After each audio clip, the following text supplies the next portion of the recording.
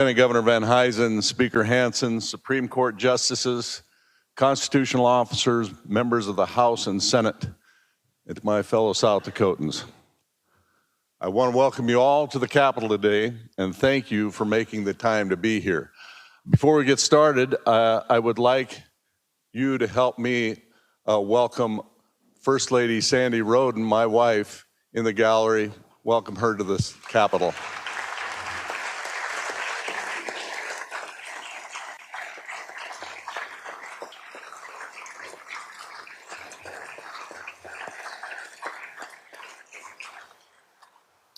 It is customary for a governor to give remarks before a special session, but I promise not to take up too much of your time.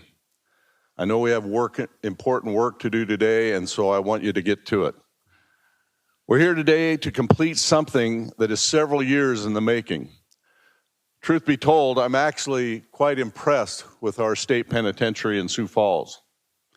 It has stood for 144 years, and that is no small feat. That's probably a lot longer than anybody really expected. But our state is much different than it was 144 years ago. For starters, we weren't even a state back then. We were a territory. And as our state has grown, so has the number of criminals that need rehabilitation. And while there are many that say, lock them up and throw away the keys, I think we all realize that nearly all of them will be released back into society. Unless an offender is serving a life sentence, he will be back in a South Dakota community.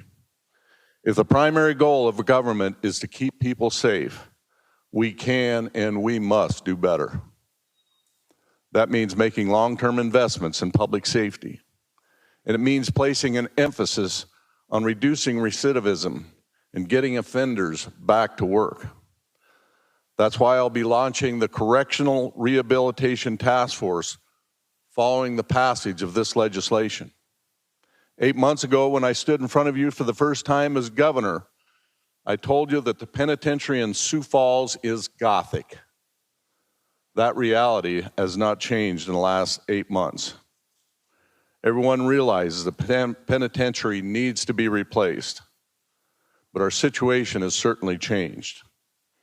After the proposal for the new penitentiary failed in this chamber, we listened and we put all options back on the table.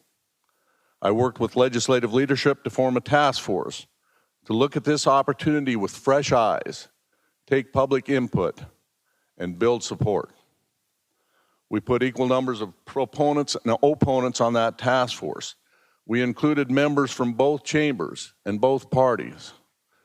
We brought in relevant folks from the field of law enforcement and criminal justice and behavioral health. I challenged the task force with 3 questions. First, do we need a new prison? Second, how big it should be? And third, where should it be located? I knew we needed to build support to answer all 3 questions, but I never dreamed that we'd have unanimous agreement from the task force on all the questions, all 3 of those questions. I've served on many task force and summer studies in my day. I've chaired a few of them. Ladies and gentlemen, I don't need to tell you that it is rare to reach unanimous agreement on such high-profile issues, especially when it comes to making key recommendations on big issues and large projects like this. This will be the single largest public safety investment in the history of South Dakota. And that task force reached agreement on how to move forward. So today, I want to thank each and every member of that task force for taking leadership to get us to this point. First, to the man behind me, Lieutenant Governor Van Huysen, Tony, you took what seemed to be an impossible task and helped get us to this point. You built agreement, and then you helped coordinate the design for that facility. So thank you.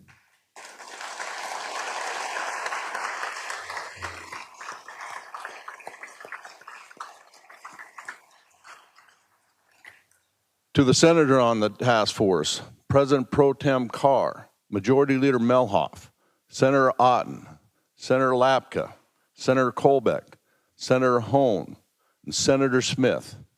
Some of you supported the initial plan and some of you didn't, but each of you played a key role to get us here as well. Senator Carr and Melhoff in particular have been fantastic advocates for the task force plan. Senators, thank you for taking leadership and offering to be the chamber that runs this bill first.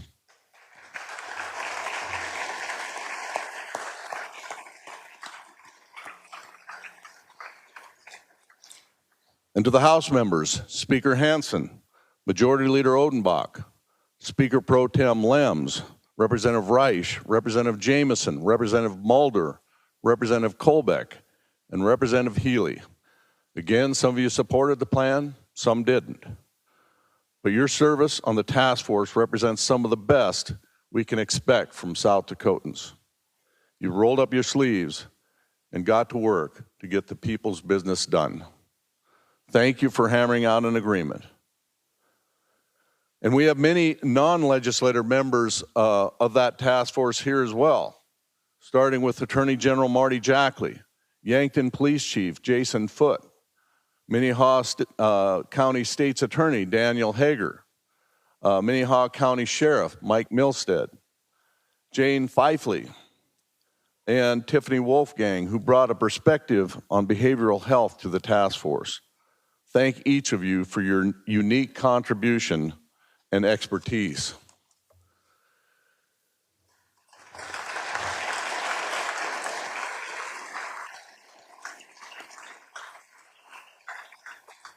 You all took the call and stepped up in public service when you were asked. So again, thank you. And to the Minnehaha County representatives in particular, thank you for helping us build a Sioux Falls-focused solution. The task force delivered unanimous agreement on all three questions presented. Their process was a true example of the benefits of open and civil discourse. They came from different sides of an issue. They took over 8 hours of public comment from dozens of South Dakotans. They met 4 times in various locations across the state of South Dakota. They built consensus when it seemed impossible. They proved that open and civil discourse doesn't just make for good process, it makes for good policy. And now we have a good plan. This plan fills a need for 1,500 beds at a relevant security level. It will be built to a 100-year construction standard, meaning we won't have to revisit this again for a very long time. It triples the programming and vocational training space that we have at the current state penitentiary, and it has increased space for faith-based rehabilitation. And while this plan for the new Sioux Falls site cuts costs, it does not cut corners on security. This plan has the support of South Dakota major law enforcement associations. They know that a new facility will help them keep our communities safe. Because this proposed plan meets a $650 million budget set by the task force, we won't have to borrow money to pay for it. I also want to recognize a few folks that aren't here with us today. And first, I want to say to Governor Kristi Noem, former Governor Kristi Noem, thank you for having the wisdom and the foresight to save for this project.